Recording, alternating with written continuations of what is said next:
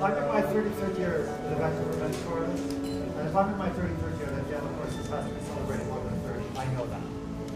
And I say that because 33 years ago, I didn't think I was starting out in a career in this movement. And here we are today.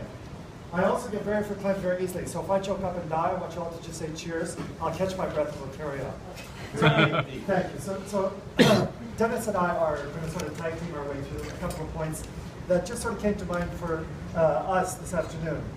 And some of the early battles and some of the ongoing battles were certainly one of the ones that I remember best was our big campaign to include more women in GALA choruses. You know, there was a time when we actually had a campaign as an organization to encourage the participation of women and women's chorus in our organization, and it worked like a dream. I don't think that battle is over. I think we need to keep that up.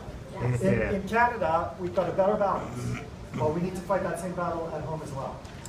I remember an early battle where the American Choral Directors Society passed a rule saying that no one with the title gay in their name or any controversial name could perform at regional to national conferences. And I remember us going to Salt Lake City to the National ACDA conference and meeting with the board and setting up a booth and watching dozens of men walk by and go, you know, we wanted to come up and talk to us, but it wasn't yet the right thing to do. But we won that battle thanks to the ACLU and the Venus Chorus in Los Angeles. And of course, we were all talking about the ongoing AIDS crisis, the battle that we all sort of lived through, and we're the front of, the face of. Triumphs. You know, we really do change lives, and our lives have been changed.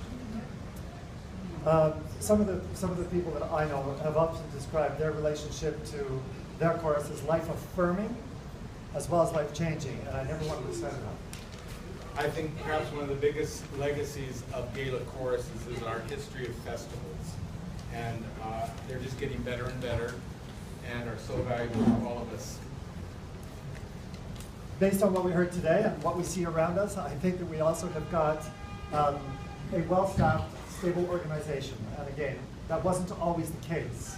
So I think we have a lot to celebrate tonight just in regard of the survival of this organization and where we are at this moment in time.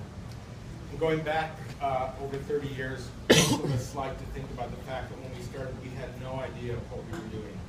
No idea whatsoever. We had no idea what repertoire was, but it was a limitless beginning for us. We could do anything we wanted, pretty much. The excitement was that everything was a first. Yeah. Absolutely, everything we did was a first. And if it wasn't a first for the network, it was certainly a first in our city or town. You can't imagine what that was like when we started off and it was just an empty slate and you just like walked into it.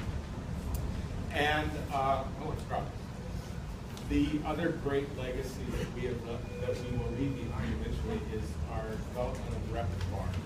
Commissions are only a part of that. Just the development of the world of music that we brought to our audiences. So there you go. I think that we could come up with a lot more reasons to celebrate. Those are a few that sort of sprang to mind for us. So as the song says, here's a toast to GALA choruses. We're not lost. We're here. Sure.